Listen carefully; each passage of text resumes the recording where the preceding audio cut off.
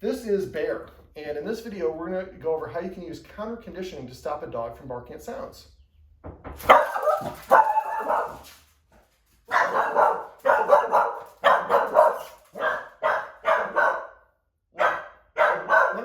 keep on me. Sit. I want to stop sounds like that. Now, I want to do this because there's a before and after. Bear. Come here, buddy. All right. I think I'm going to have you stand right over on this side of the wall. Right now, one of the guardians is standing by the door, just right here, this wall right here. Yep. And I think the dog was thinking that somebody's going to come in. He barks when you come in. Come here, buddy. Sit. Touch. Yes. Oops, it's right there, buddy. Sit. Touch. Yes.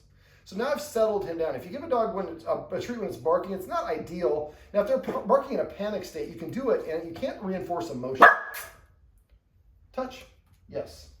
So I'm trying to get him focused on me as opposed to focus on the boogeyman he thinks is coming in through the door because he's used to it. Normally, there's a knock at the door, and then somebody comes inside. Touch. So I'm just trying to kind of mellow him out a little bit.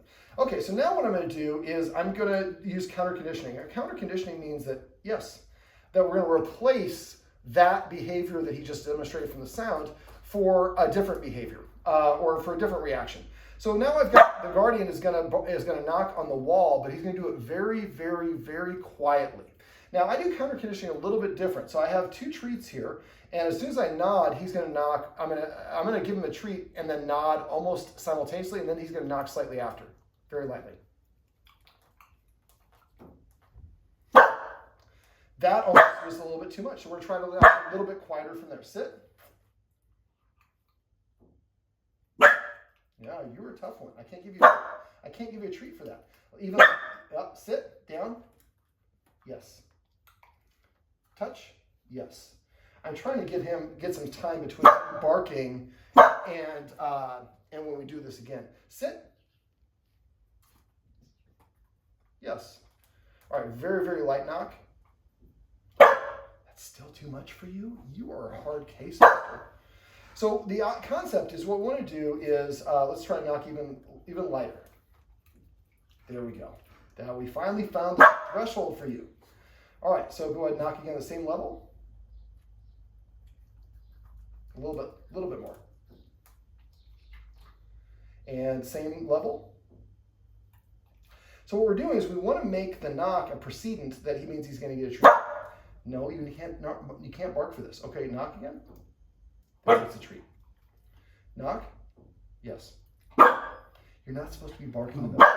Part of this is he is so worked up from doing this that he's in the habit of doing it. So one of the things in cases like his, some medication, some gabapentin or there's another one. I'm not in veterinary behavior, so I cannot prescribe meds. Composure. Composure is different. Composure is something we're going to get for him. That's the mother's milk. It's a nice calming thing.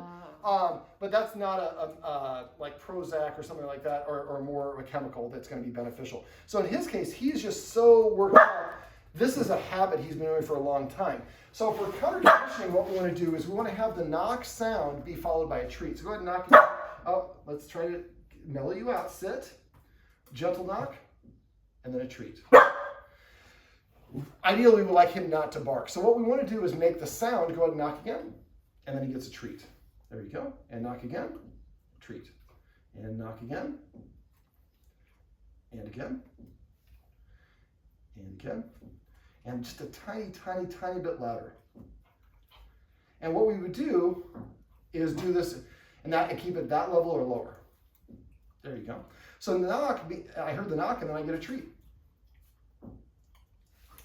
And so now we're not getting the barks. Now this is very, very quiet. One more time.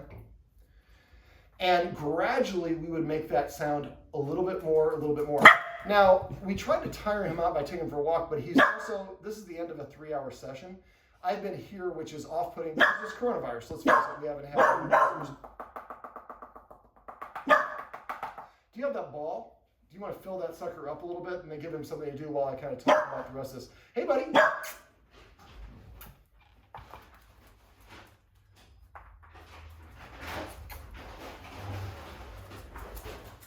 All right, so basically for counter conditioning, what you do is you want to make a list of all the triggers, all the sounds that he responds to. I know the UPS truck is one of the sounds that you mentioned.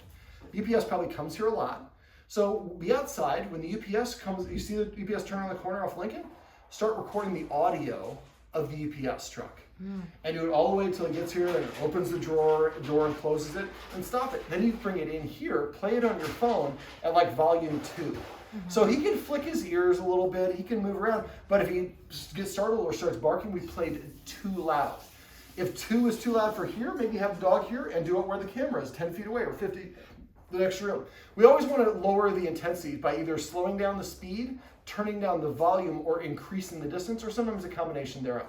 And so basically we want him to think that when I hear the sound of a knock at the door, that means I'm going to get a treat. We started off at such a low sound that he doesn't even hear it, or he barely hears it, and then he gets a treat. We have to have it low enough where he can react, but he can't react in terms of barking. And the thing, he barks, you don't give him a treat. And then we knock again a little bit quieter. And we find that we want to knock as loud as we can without him barking. Then give him a treat, practice that 3 to 5 times. Then knock slightly louder and then give him that treat and work our way up. But don't work up until he starts barking. So give yourself 2 or 3 levels and then call it a day. And then after that, give him some butt scratches, belly rubs, play fetch, do something that he likes to do. Now, we took him out for a walk. Like I said, it's been an end of a 3-hour session. We've been doing a lot of work. He is overly tired. This is not a good time for him to do it, but at the end of the session, we have to do this video. So you want to pick and choose your battles. If there's a whole bunch of delivery drivers or backing up with a beep, beep, beep, it's crying babies, that's not a good time because that's putting him on edge. We want to pick and choose the best situation and then help him practice that. Hey, buddy. In that best situation, and then gradually increase that level until you can sound a real knock at your door, and he's looking around like, who's going to give me this? Hey, buddy, come here. Well, this is my buddy Bear. Sit. Yes. And these are some tricks that you can use. You can use counter conditioning to stop a dog from barking at sounds.